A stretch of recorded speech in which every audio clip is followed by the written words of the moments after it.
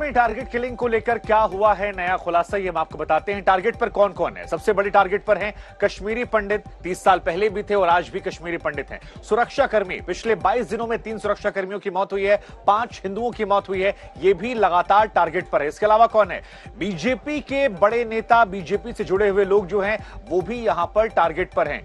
RSS से जुड़े हुए लोग भी इन आतंकवादियों के टारगेट पर हैं, चाहे बीजेपी के नेता हों, आरएसएस जुड़े लोग हों, केंद्रीय कर्मचारी हों जो केंद्र सरकार के अधीन है, इन तमाम लोगों को आतंकवादियों ने निशाने पर ले रखा है। टारगेट किलिंग का नया प्लान क्या है वो भी हम आपको समझाते हैं। दरअसल नए नाम से अब नए नए आतंकी संगठनों को बनाया जा रहा है और इन संगठनों के जरिए ही इन तमाम ऑपरेशंस को अंजाम दिया जा रहा है। ये नए संगठन जो हैं, जितनी भी वारदातें होंगी उन हत्याओं की जिम्मेदारी ये नए संगठन लेंगे।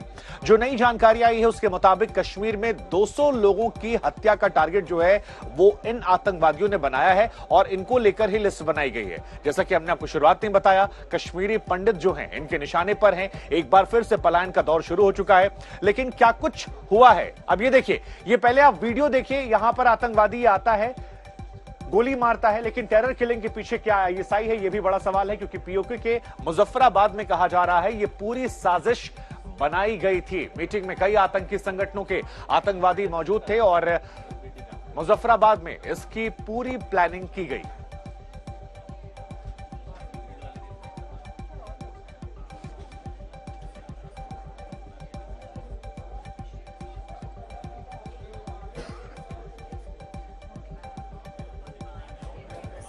तो सवाल कई सारे हैं, लेकिन हत्याओं का दौर कब रुकेगा शशि, ये सबसे महत्वपूर्ण सवाल है। बिल्कुल, और लोगों के मन में अब जो खौफ है वो बार बार आने लगा है। ज्यादातर लोगों की मांग अब यह है कि वहां से उन्हें तबादला करके दूसरी सुरक्षित जगहों पर भेज देना चाहिए।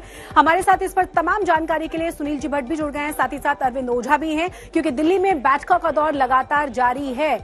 अरविंद, सबसे पहले जानना चाहेंगे क्या अपडेट है, क्या कुछ तय किया जा रहा है, क्योंकि लोगों में बहुत ज्यादा खौफ है और बहुत ही ज्यादा लोगों में रोष भी है, क्योंकि उनका कहना यह है कि सरकार का जो रवैया है वो बड़ा ही खराब है। मैं देखिए शशि, सबसे पहले आपको बताऊं कि आज तक के स्क्रीन पर हम आपको कोशिश करें कि वो दिखाएं। हम सबसे बड़ा खुलासा कर रहे हैं कश्मीर में जो टारगेट किलिंग हुई है उस पर हमारे पास आज तक के पास इंटेलिजेंस अलर्ट की कॉपी है। उस कॉपी के मुताबिक जो खुफिया जानकारी मिली है कि 21 सितंबर 2021 को, यानी 9 महीने पहले, पाकिस्तान ऑक्युपाइड कश्मीर पीओके के मुजफ्फराबाद में पाकिस्तानी खुफिया एजेंसी आईएसआई के टॉप ऑफिशियल और अलग अलग आतंकी संगठनों के जो चीफ थे उनके बीच बकायदा मीटिंग हुई। ये दिन भर ये पूरी मीटिंग हुई और इसमें ये एजेंडा तैयार किया गया कि कश्मीर में बड़े पैमाने पर टारगेट किलिंग को अंजाम देना है।